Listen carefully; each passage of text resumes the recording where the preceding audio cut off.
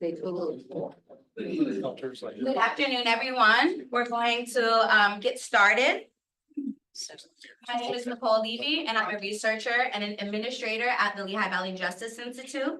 Thank you so much for joining us today at the 2025 Lehigh Valley Justice Institute Symposium, the intersection of mental health and criminal justice. Our panel topic this afternoon is the mental health crisis in our jails, how mental health issues need to be addressed by jails and incorporated into the reentry process. I am privileged to welcome and introduce our subject matter panelists today. First, we have joining us all the way to the left, Mr. Jose Rivera. Although a formerly incarcerated individual, Mr. Rivera has transformed his life through his commitment to the community. He was part of the first cohort of the Real Estate Lab, an entrepreneurship program developed by J.B. Riley, and also diligently works to ensure that low-income housing remains affordable. One of his key goals includes reinvesting in the community and involving residents in the decision-making processes that shape their lives. He received his bachelor's degree in business administration and management from Muhlenberg College in 2023 and is pursuing his master's in organizational leadership also at Muhlenberg. He is the community engagement coordinator at the United Way of Greater Lehigh Valley. Next, we have Dr. Joseph Roy. Dr. Roy worked in public education for 37 years, most recently as the superintendent of the Bethlehem Area School District. During his time at Bethlehem Area School District, among some of his notable achievements were introducing highly needed wellness centers at both high schools, as well as school-based behavioral health support services for students in collaboration with community partners, such as the United Way of the Greater Lehigh Valley, Pinebrook Family Answers, Lehigh Valley Network, and St. Luke's University Health Network. In his retirement, he volunteers helping residents of Northampton County Jail. Dr. Roy has a bachelor's from Franklin and Marshall College, his master's from Bucknell University, and his doctorate from Lehigh University. In the middle, we have Reverend Dr. Philip Davis, senior pastor of Greater Shiloh Church in Easton, which, among other critical programs in the Easton area, runs the OR-LTSR program, short for the Outpatient Restoration Long-Term Structured Residence, which provides Northampton County jail residents with mental health issues a soft reentry into the community. Additionally, Reverend Dr. Davis launched the Nehemiah House of Restoration, a 13-bed residential facility that is a men's transitional housing program, providing a home-like atmosphere and support for men in recovery from drugs, alcohol, and other disorders. Pastor Dr. Phil holds a bachelor's degree in Christian counseling and in organizational leadership, as well as a master's degree in theological studies. Additionally, he has his doctorate in marriage and family therapy from Eastern University. Finally, we have attorney Robert Reed, deputy attorney who is the Deputy Attorney General for Special Initiatives and chair of the Pennsylvania Reentry Council. Attorney Reed has an extensive history with reentry efforts statewide. He initiated an effort to make Pennsylvania a trauma-informed state, as well as oversees the work of more than 125 people within the Criminal Justice Action Team to create the foundations for the creation of trauma-informed juvenile and criminal justice systems across Pennsylvania. Attorney Reed was instrumental in supporting the trauma-informed care training of criminal justice professionals in the EDPA throughout the country and the Department of Justice.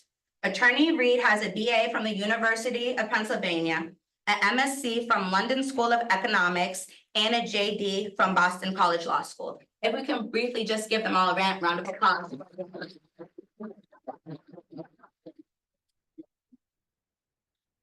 Next, I would just ask each panelist to briefly give their background regarding this topic, and I'll start with Mr. Rivera.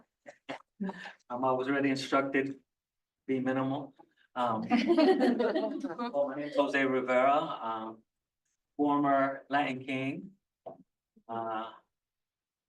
formerly incarcerated. I did 27 years of my life in and out the state of Pennsylvania prison system. And I fight for reentry because that's who I am. That's my life. I've dedicated so much to the negative, so I try to give much more towards the positive. I take this label very proudly as a re-entrant. Not like other labels like parolee, convict, gang member.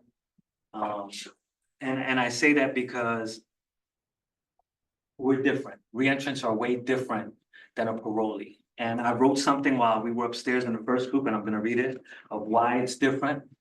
As a re-entrants and parolees may share the same system of supervision, but the fundamental difference lies in the mindset that drives the transformation. A re-entrant has undergone an internal shift, one that is rooted in personal accountability, self-determination, and the commitment to lasting change. This kind of transformation is not dependent on external pressures, but instead of conscious internal decisions to break free from past cycles and build new paths forward. In contrast, a parolee often experiences changes as a reaction. External forces, rules, restrictions, and oversight. While these factors may temporarily influence behavior, true lasting change cannot be sustained through compliance alone. Living in a reactionary state of means that circumstances can dictate direction, making stability fragile. The difference is profound. Re-entrants do not simply adjust to the system, we rise above it. They take ownership of their journey, embracing accountability as a foundation for personal growth. This is the power of internal transformation. It is resilience, sustaining, and unwavering in the face of adversity. And I say that because it took me 27 years to get out of a system for going joyride. Once I got into the system, I was not let go. And a lot of those choices were mine to make. But were they choices? Because at my early age, those were the opportunities that were present in front of me at my time to survive and to live. Did I sell drugs? Yes, absolutely. Did I join the gang? Yes, absolutely. While I was in prison, did I still keep those behaviors? Absolutely. You only survive in prison with numbers. By yourself, you do not survive. You isolate. And when you isolate, this is where the mental health issues come along here. And even as I had numbers, we still have to isolate. You're in danger every corner you walk, every cell you walk, every person that just bumps the attention. I had to learn to survive. And how do I get rid of that once I come home? Or not even home, because I hate to say that. Once I was released, once I came out of prison, it's hard to drop those behaviors because you're taught for your whole time incarcerated, I have to survive. I have to make it home. The worst question that was ever asked to me was my first day in Graterford Prison in 1995, when they said, Mr. CK 3115, where would you like your body sent? I was like, I'm 18, what do you mean? They're like, well, if something happens to you, where do you want your body sent? And right there, I knew like, okay, they're not playing any longer. And I had to switch my whole mindset. And it took me 27 years to drop that mindset. Am I still nervous? Every day of my life. But this is the first time, 6 years since I've been released from prison. I haven't carried a weapon. I haven't chose to gangbang. Do I still associate with them? Yes, because how do I teach true change if I'm not coming back to the community and teaching what change looks like?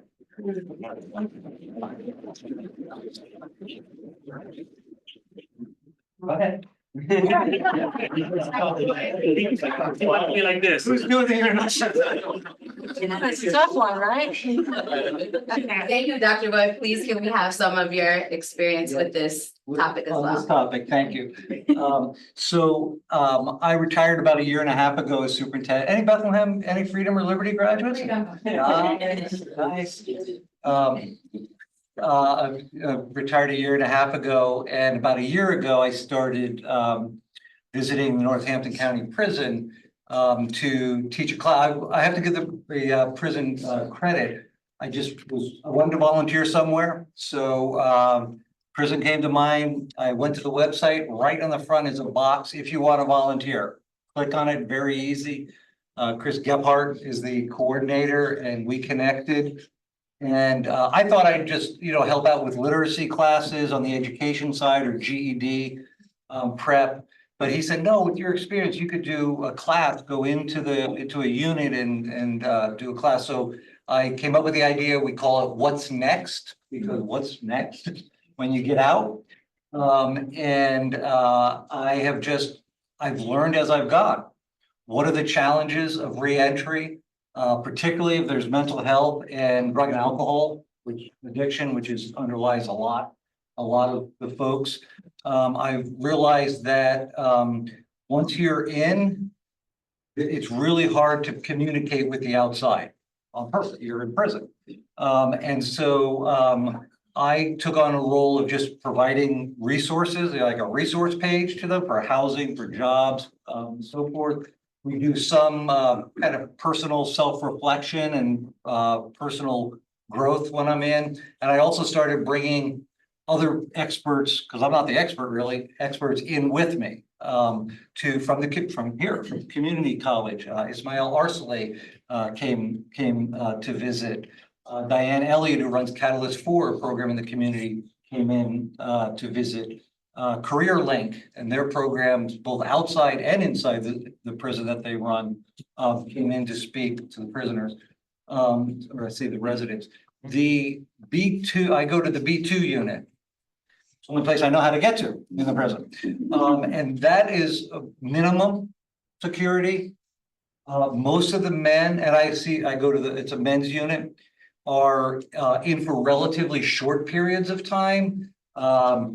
Probation, parole violations, waiting for hearings, awaiting resolution of a case. Some are sentenced and doing shorter sentences. And so I think because they tend to be in and then within a few months at least out, they sometimes struggle with they're not there long enough, many times, some do, to take a course or to go through the LEAP program, some do. So they kind of cycle in and out. So that's been my interest. I've connected with a lot of the great people in the reentry world. I participate now in the Northampton County Reentry Coalition. Chris Williamson is here, who runs that for the county, which brings a lot of people, 40, 50 different organizations together on a quarterly basis.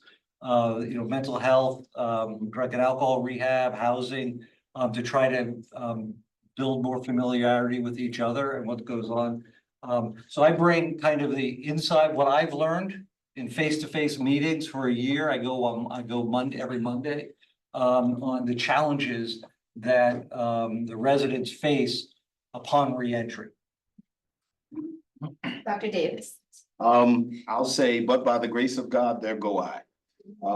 As an African-American male, we are significantly more involved in the justice system than I wish we were. We're stopped more significantly, and we end up in the system more than most individuals.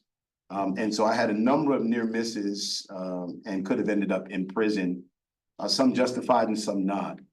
And so as I was pursuing my master's degree, I was in theology, and I decided to do my time serving at Northampton County Prison and in my chaplaincy. And the chaplain gave me a basket of daily breads and said, your job today is to go to every prison cell and offer them a daily bread. And while I was there, my heart was broken because of the state of so many of the young men that I had to encounter.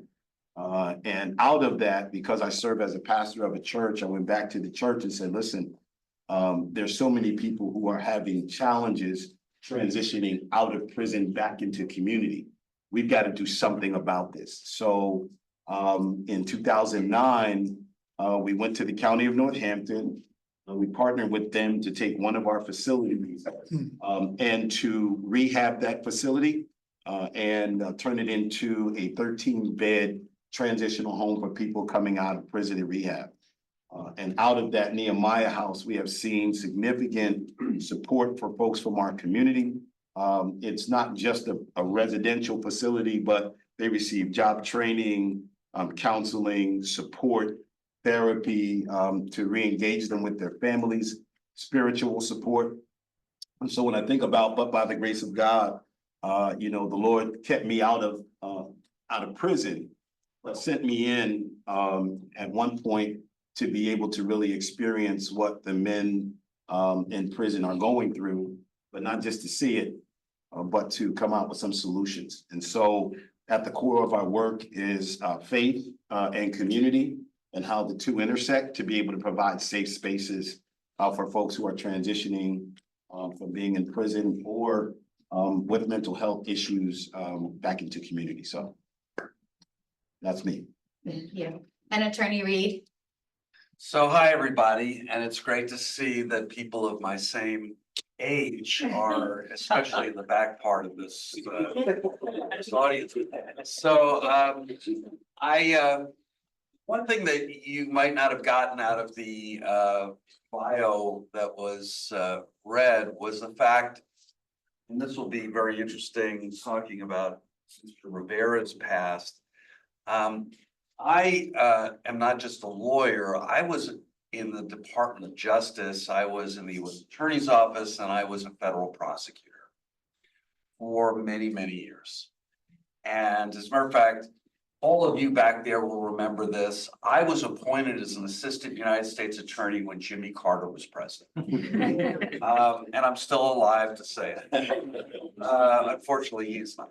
But anyway, and so what brings me here is that experience. That as I went through the years, I was in the Washington, D.C., I was in the Philadelphia U.S. Attorney's Office, and I spent a lot of time up in the Lehigh Valley. I, was always asking myself, but this stuff, this crime, this violence is going on day in, day out, almost generation to generation. How can we help stop it? What are the root causes of what is making this happen, and what is contributing to this crime and violence? And so in 2006, after many years of being a prosecutor, I was actually deputy chief of the criminal division. So I saw a lot of crime, and I made decisions on lots of issues. And I also was the head of something called the 222 Carter Anti-Gang Initiative, which oversaw crime in the Lehigh Valley from Northampton, Bethlehem, Allentown, into Reading, into Lancaster, into York, all the way to Harrisburg. And we covered almost half the state. And we were looking at gang violence, but for the first time ever, we were looking at it not just from the point of view of law enforcement, we were looking at it from the point of view of prevention. We started 6 prevention task forces under the mayors at that time. And we also started our first reentry effort. This was completely out of the box stuff. I know that reentry now is a common word that we use, but back in 2006, it was not. And we were the first office in the United States to have a reentry coordinator to actually oversee these efforts. And anyway, make a long story short, it helped me understand the side that you don't see when you're a prosecutor, which is what is life like for the people that are coming in as the accused, are going to jail as the people who are convicted, and spending years and years in jail. And so it was, frankly, a paradigm shift for me to understand this. As a matter of fact, in 2013, when I was in a slightly different position, we created a film called Pull of Gravity. And I did this with somebody who spent 10 years at Graterford Prison. I don't know if you know El Sawyer, but anyway, he is now a filmmaker, very successful filmmaker. He was there when you were there, that's what he said. And he created this film, Pull of Gravity, which I don't get any, kickbacks on these. But have a little, like, 2-second cameo towards the end. But anyway, so make a long story short, it talks about how really difficult reentry is, coming out of prison for all the reasons that Mr. Rivera said. It is really hard. And it's dehumanizing, as prison is dehumanizing, as the criminal justice system, frankly, can be very dehumanizing. So I have really spent the last 20 years in part, and more recently, spending a lot of time on reentry. And the last thing I will say is that in 2017, I went to the Attorney General's office, leaving the Department of Justice, the Pennsylvania Attorney General's office. And Josh Shapiro, who is then the Attorney General, walked in my office, and I said, how about creating something called the Pennsylvania Reentry Council?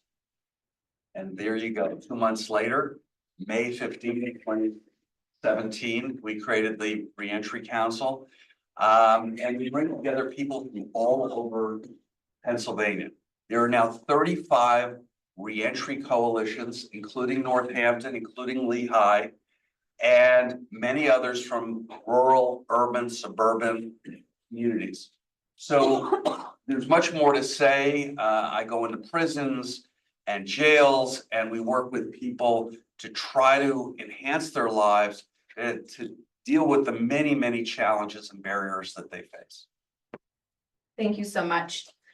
So my first question, just for the general panelists, what kind of mental health issues specifically are highly prevalent in jails?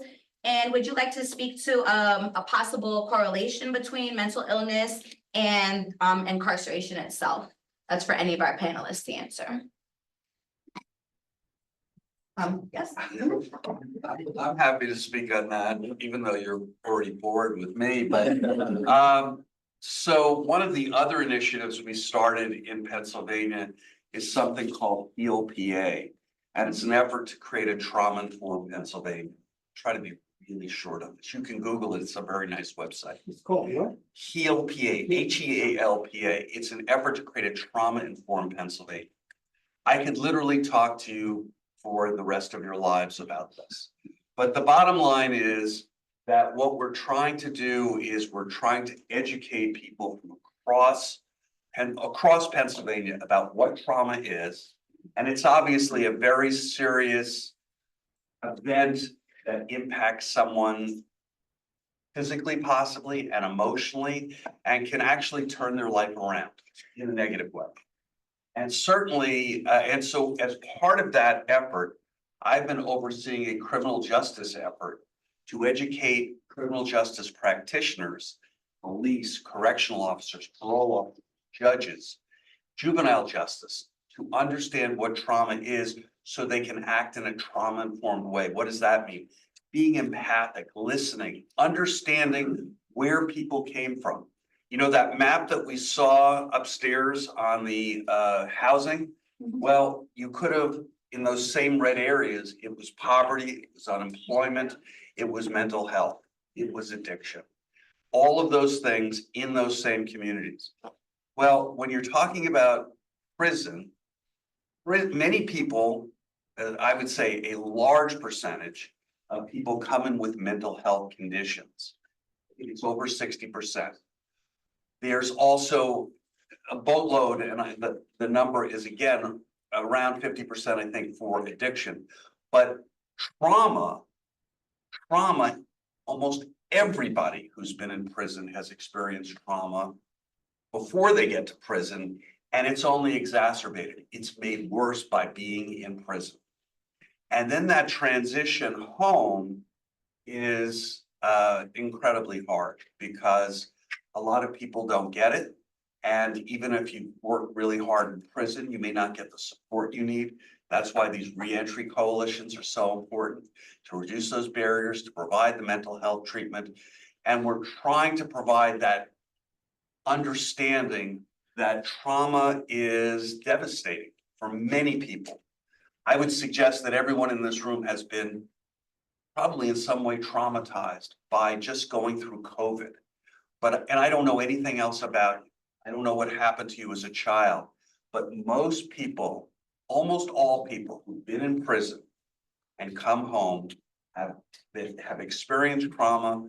A large percentage have experienced PTSD, and it continues. It's a gift that keeps on giving, sadly. And fortunately, the last thing I will say is that we are working very closely with the Pennsylvania Department of Corrections. Pennsylvania may be the first correctional department in the United States that is becoming a trauma-informed department. That is so out of the box. We could talk about that for a long time. And we've started training people within county jails. So the bottom line, and I've also go into prison and I talk to men and women about their trauma. It's just a beginning. We have so much more. Thank you. Mr. Rivera, would you like to add to that? Yeah, man, where do I begin? Trauma. 90s, 80s, 70s, even 60s when young men like me went to prison. Trauma is first time in my life having to take a shower with 30 other people in the shower, all naked. Trauma is sitting in a waiting cell with these fluorescent lights on 24 hours a day. And that noise that you hear. Then you get put in a cell, in a dark cell, and all you hear is the tick of a clock for the rest of the time that you're in that cell.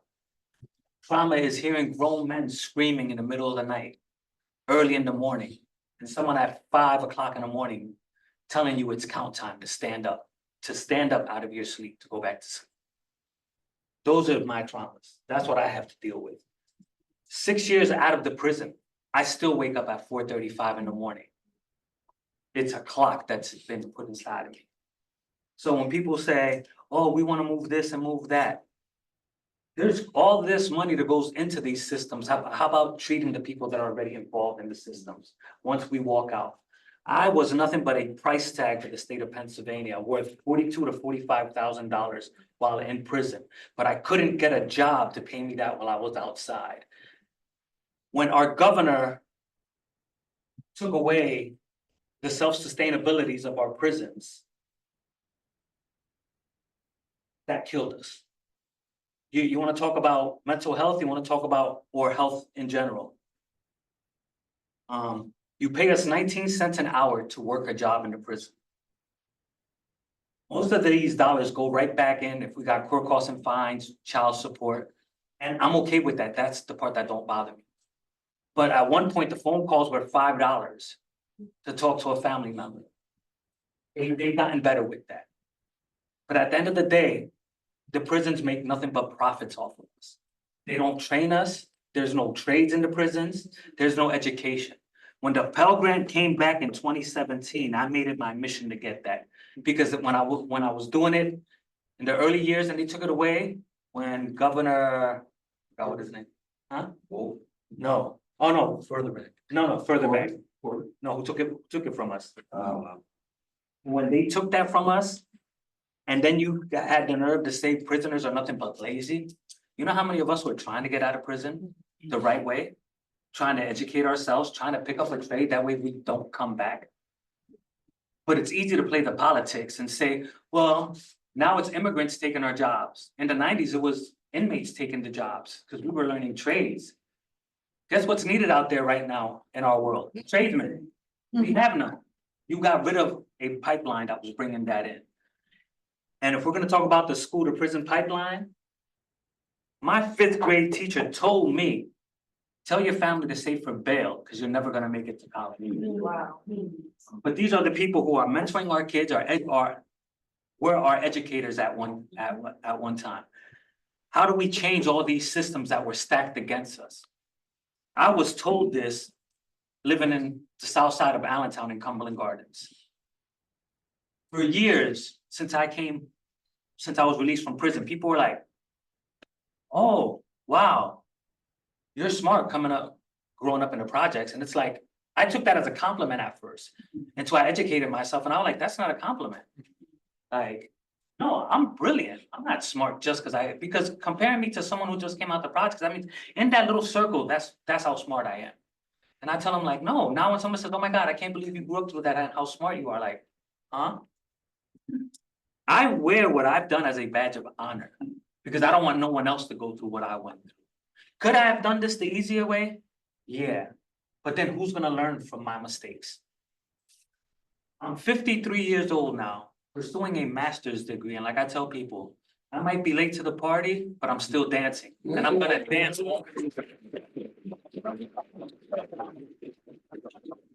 Thank you so much, Mr. Rivera, for that. This question is for Dr. Reverend Davis. Speaking to the ORL-TSR program in the Nehemiah House, in what ways can our local criminal justice system aid in strengthening these types of services and facilities? Our patient restorative long-term structured residence, which is our a program that is a partnership with the county and the local judiciary, identifies people with intellectual disabilities, and then gives them a transition from prison into a supportive community. And that was in partnership with Health Choices, the state of Pennsylvania and the county of Northampton. And I think programs such as that create opportunities for people with intellectual disabilities who should not be in prison in the first place. Let's just be honest, like a person with autism, a person with an intellectual disability is not going to get the supports that they need in prison. And so there needs to be more opportunities to transition them from the prison into supportive communities to be able to provide, whether it's forensic psychological services or wraparound mental health services. So I would say that the comprehensive mental health screening and the continuum of care, right? Mandatory mental health screening. Every incarcerated individual should receive a comprehensive mental health assessment upon entry and prior to release. Because so many people are transitioning out without the necessary diagnosis and support that they would have. A continuum of care, a major gap exists between mental health care and correctional facilities and care post-release. So it's going to be things like that that will help to engage while folks are incarcerated, but also create a process where they are cared for on the way out as well.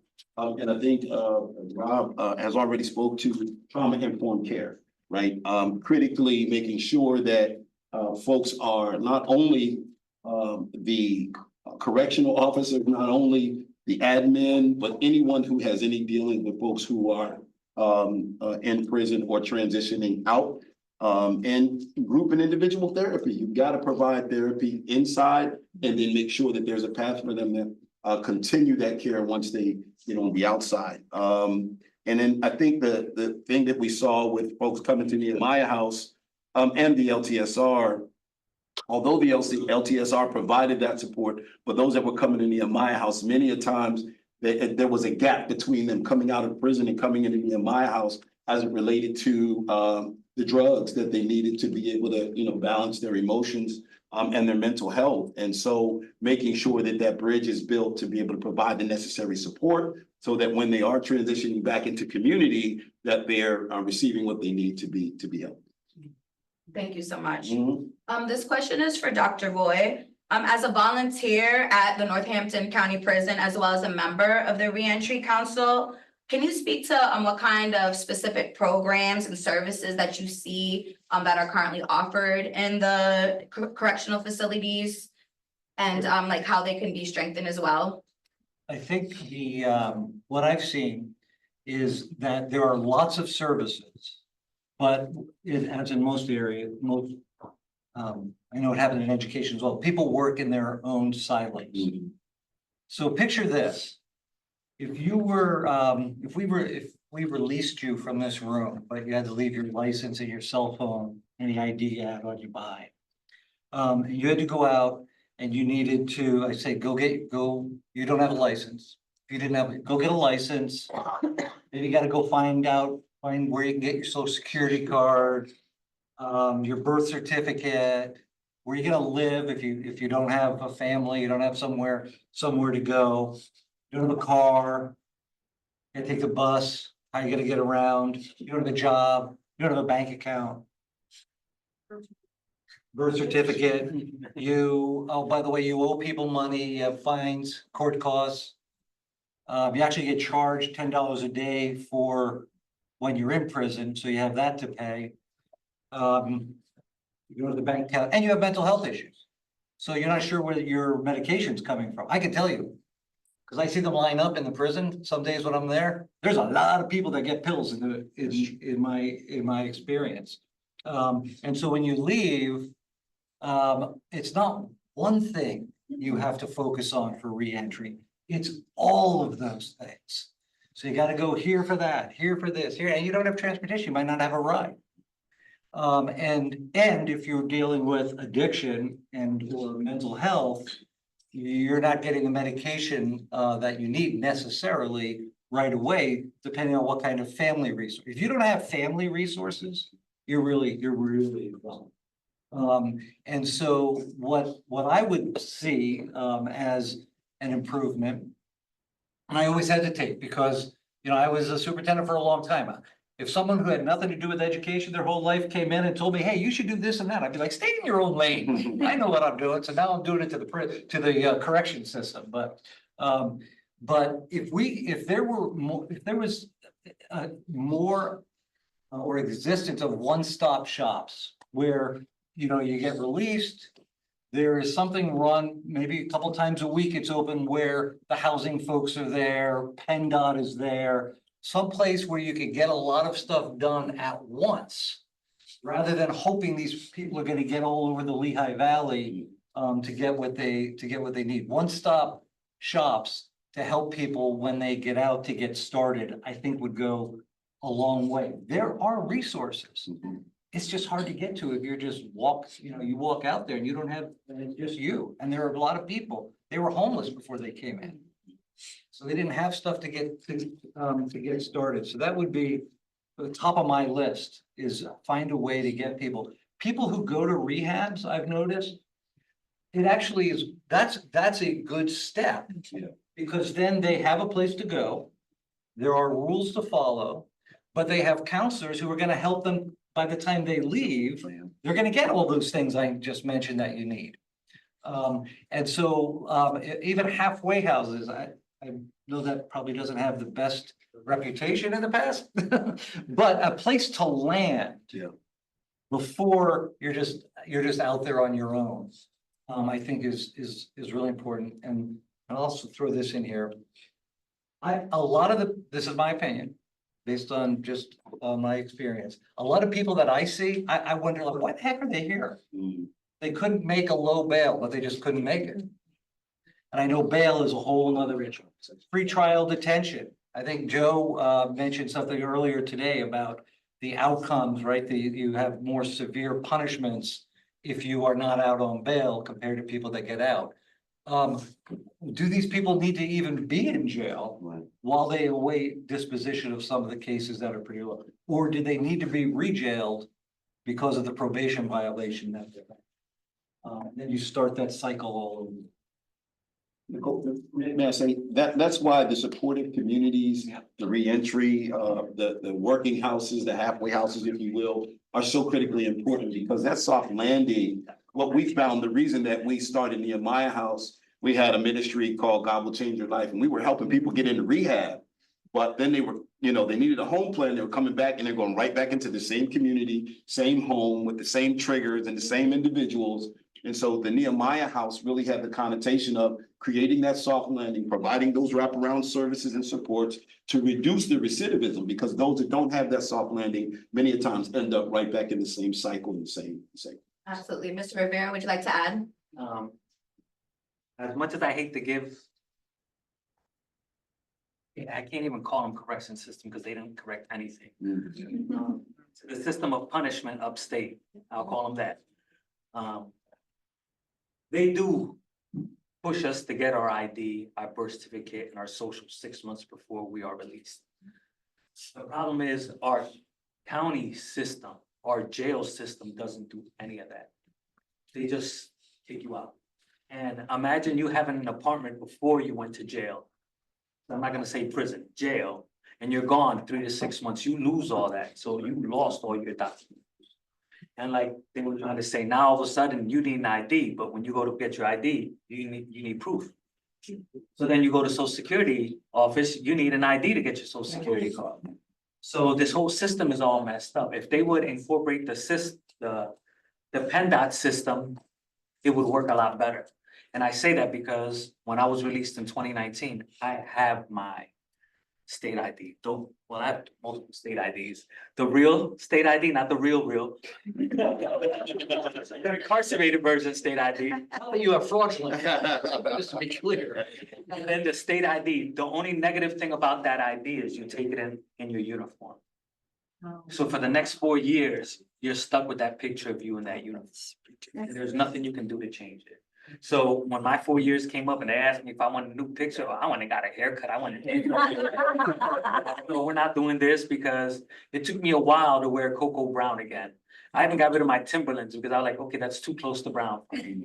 Now over the years, I'm like, okay, I can go back to wearing brown. It's okay. Like colors were traumatizing me. Navy blues, and I have a navy blue suit, which I'm I sorry about this. But this is what we wore. Yeah. Navy blue while we were in the county, then we went upstate, it was cocoa brown. They finally let us get grays, like I was discharged. Sneakers, I'm an avid sneaker collector, I have over 300 pairs. Oh my gosh. But I was stuck on a white pair of sneakers the whole time incarcerated, so I would go for a walk, come back in, wipe it down, because that's all I had. So now as I'm out now, it's how do I do better? And I stay in that mindset. Do I still have that stinking thinking syndrome that I can get away with? Of course, absolutely.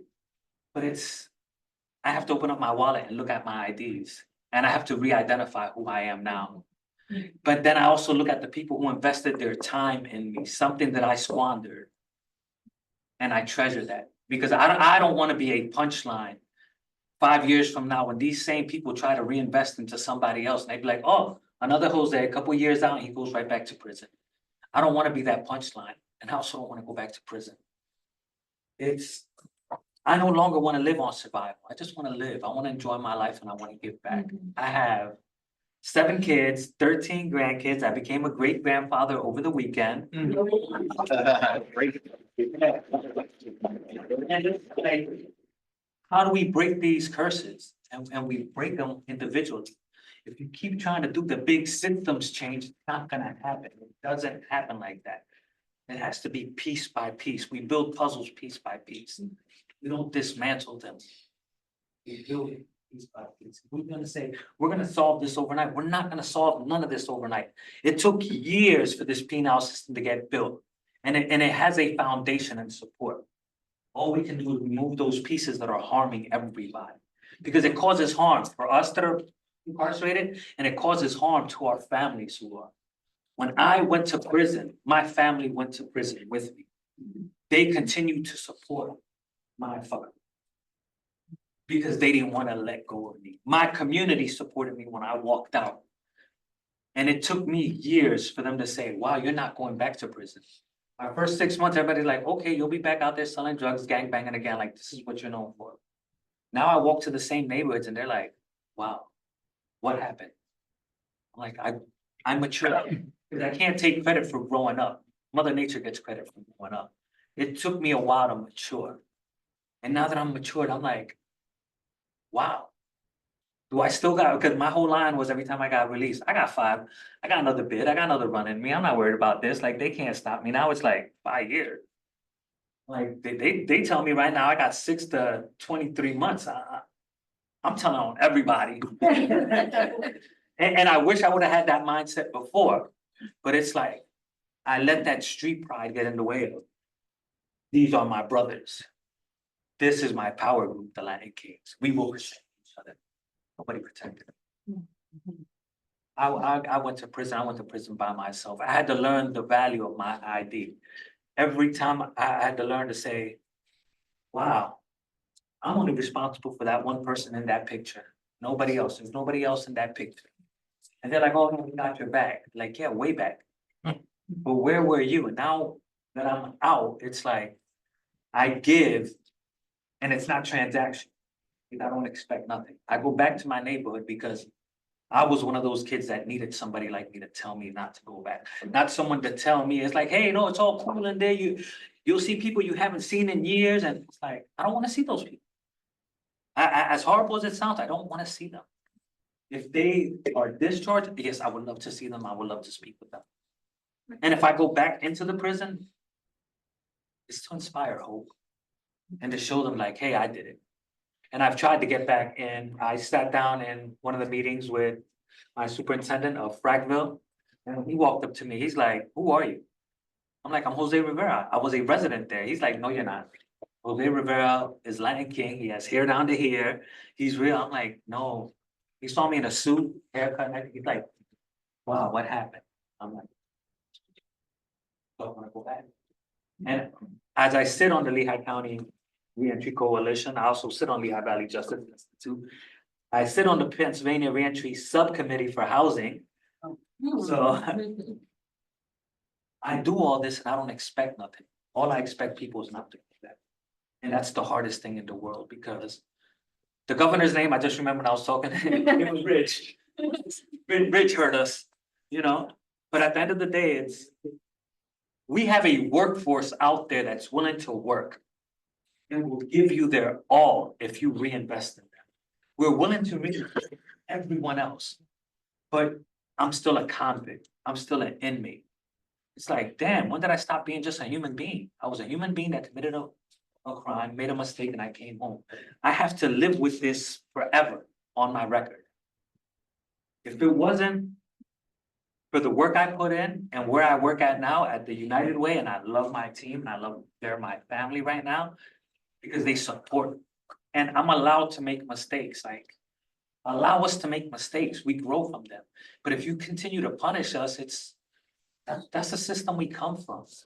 I shouldn't have to walk on eggshells in my workplace, shouldn't have to walk on eggshells in my community. Allow everyone to make mistakes. We're gonna grow, and we're gonna come out of this okay. Not gonna get any worse than what it did during COVID.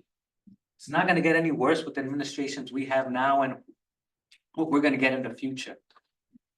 But I do know one thing, I believe in everyone until you show me something different.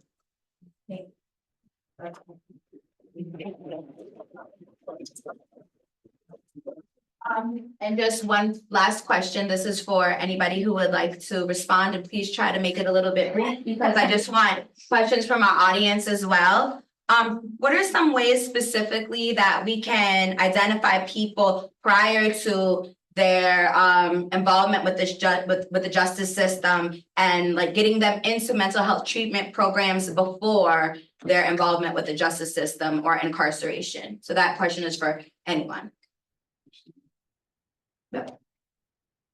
Well, I was gonna think this might be an educational question. And it just seems to me that I know within the United Way, there is an organization in the Lehigh Valley, a resilient Lehigh Valley. And I've worked with them for now 7 years. Great organization. And they are in the process of creating a trauma-informed Lehigh Valley. And so they're not just focused on people at any particular stage, it's everybody. And so one of the things that they really are leading Pennsylvania in doing is creating trauma-informed schools. And I don't know if you want to speak to this, but the bottom line is that the idea of teachers, well, the bottom line of being trauma-informed is being able to think about walking in somebody else's shoes. By walking in Mr. Rivera's shoes, being empathic, being compassionate, being kind, being loving, so that you're not saying, oh, because I'm wearing a suit, I'm any better than any other person. I'm not. I'm just a guy. And maybe I've had more opportunities, and I may have, than other people. But the bottom line is that doesn't make me better. And some people, and Brian Stevenson, and I ask everyone to write, if you don't know the name, Brian Stevenson, he wrote a book called Just Mercy. He's a brilliant Harvard-educated lawyer. He's in Alabama. He works with people all through Alabama and across the United States who have been impacted by the justice system. And he says, you know, you can't be judged. You are not you should not be judged by the worst thing that you've ever done, or things you've ever done. The bottom line is that many people get in trouble when they're teens into their early adulthood. Their brains aren't even fully formed. So the bottom line is, talk about being empathic. Where were we at 18, 19, 20, 21? What were we thinking? What were we doing? How were we acting? How are we behaving? And just imagine you're living in certain environments and certain things happen. So the bottom line is, our educational system needs to be created as I'll keep saying it, trauma informed. We need to have a health system that is.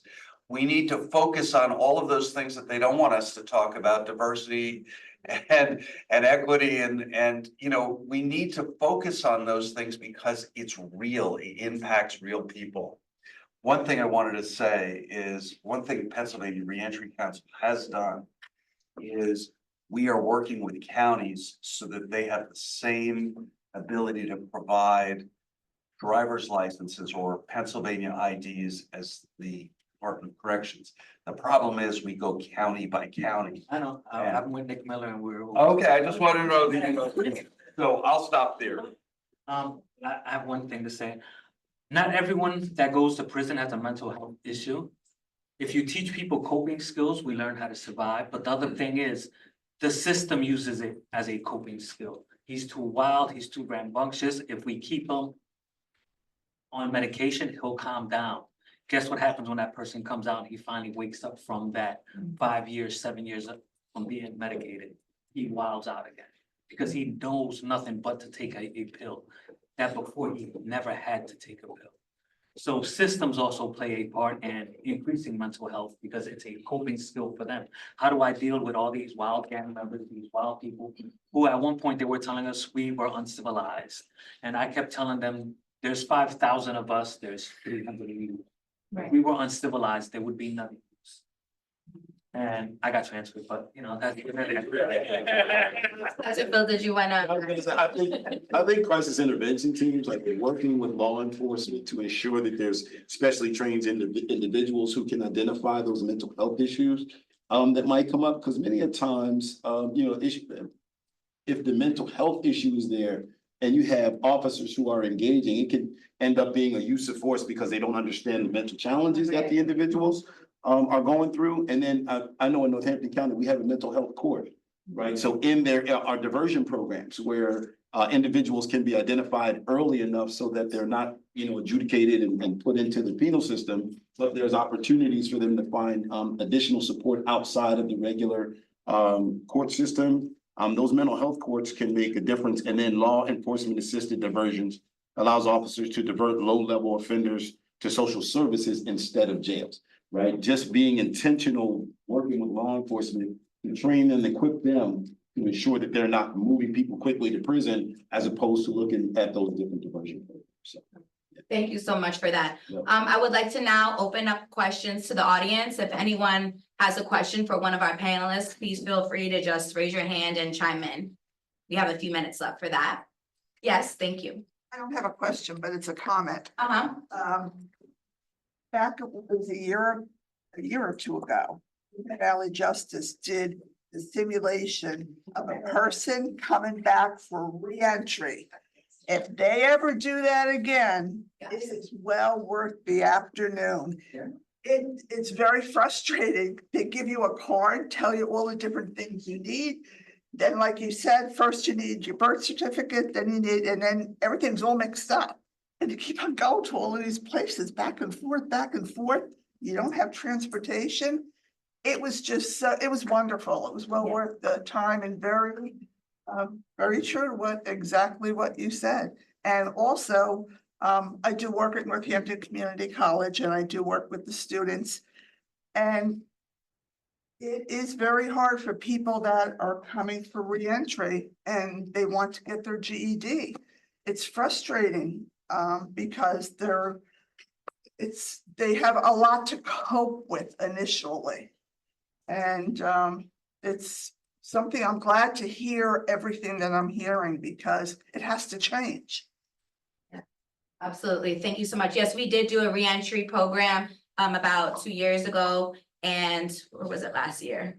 A couple of years.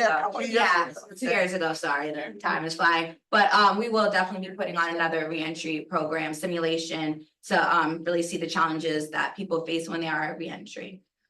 Yes, one next question. Mhm. I have a comment that I think is going to evolve into a question, particularly for what Mr. Reed had talked about, but really for the entire panel. Related to your comment about creating a trauma-informed community, right? And how developing empathy and passing on that trait of empathy is really important in that process. And I wholeheartedly agree with that.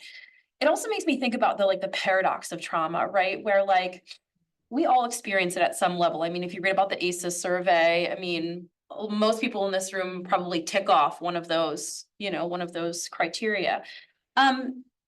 But we often refuse to acknowledge it, I think, in our own lives, and we also refuse to acknowledge it in other people's lives. And we sort of vilify people who really have a hard time overcoming their past or present trauma. And so, like I said, I completely agree with the moral position, and I think that we need to hold on to that. But I also think that we need to sort of diversify the conversation about trauma and maybe teach it in a way like biology class, right? Like you're teaching it as a fact, like this is what happens to your brain when you're traumatized. This is what results from it. It's not a moral argument. It's not like a bleeding heart position, it's just, this is a fact. This is what happens. And I'm wondering if anyone has any feedback as to what you think that might look like. So this is a beautiful segue. Thank you. In April, we're doing that is the Pennsylvania Reentry Council is doing 5 presentations across the state on reentry and trauma. And I'm speaking about the neurobiology of or neuroscience involving trauma. You think I'm the last person who should be talking about the brain, but I will just tell you that it's fascinating because there will be advertisements coming out to the coalitions and you'll see that. But there's going to be one in Northampton right in this college. Makes it very easy for the same group to be here. And then there's going to be one in Lehigh County as well. So, but you're right. We need to understand it. Last thing I will just say is I have gone into Frackville and other prisons, and I've spoken with as many as 80 men at a time. And when they understand the relationship, they understand what ACEs are, and ACEs are adverse childhood experiences. I suspect many people here might not know that, but the bottom line is bad things that may have happened to you in the first 17 years of your life. And then you hear about what is the impact on your brain development. You can all of a sudden have that, I hate to use the word epiphany, but that insight into, oh my God, things happened to me. I didn't make choices about them. I was a victim as a result of, let's say, abuse and neglect and things that happened in my life that caused a chain reaction of things that may have begun a journey into the criminal justice system. I am not here saying, as a former federal prosecutor, that people should not be held accountable. No, people need to be held accountable.